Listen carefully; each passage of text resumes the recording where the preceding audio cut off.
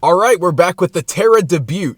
Real quick though first, my last video got copyrighted, and that's pretty problematic since, as most of you know, I've done pretty much all of these the same way. So, acknowledging that, I may be playing with the look a little bit. We catch up with Liko in this random room and I'm kind of like, what did I miss? But she treats us to this flashback and I remembered she's only a part-time nomad. And the reunion with her family's pretty wholesome. Of course, Diana's MIA, and I can't help but wonder how her route to Lucius is going. Liko just has this newfound confident demeanor to her. It's only been like 45 episodes and girl seems like she's seen it all. There's just something in how she's carrying herself. And on our route, 22, we run into Roy and Dot in their new fits. Dot wins, I think. The blazer is just heat. But I do like this fit on Roy too, much more than the player characters actually. In retrospect, this episode feels very celebratory. New beginnings, new horizons if you will, and a peer-pressured selfie to commemorate the occasion. So cute. Like, the new opening just feels like a party, it's so upbeat. I especially liked where she went, "I'm becoming me!"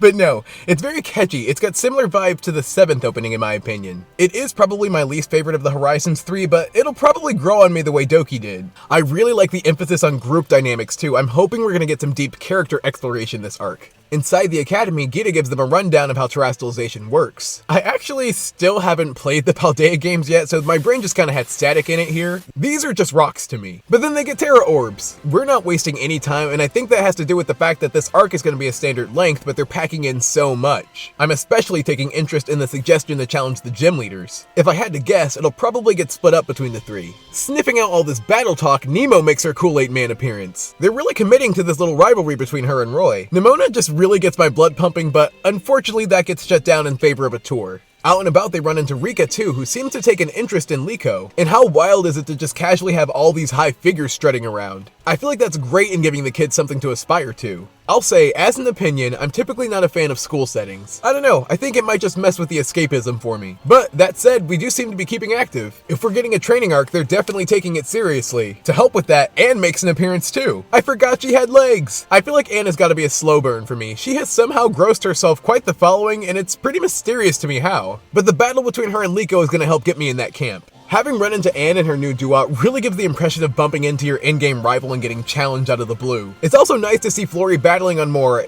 even terms too, because she's pretty fierce. To me, it just shows the advantage of the field experience Liko's been getting. With all these spectators watching this pretty inconsequential battle, it really does help emphasize them this arc. Cause Liko definitely has it in her, even getting her "did I win" moment. The school exploration continues in the academy, and speaking of that, we get some new enrollments.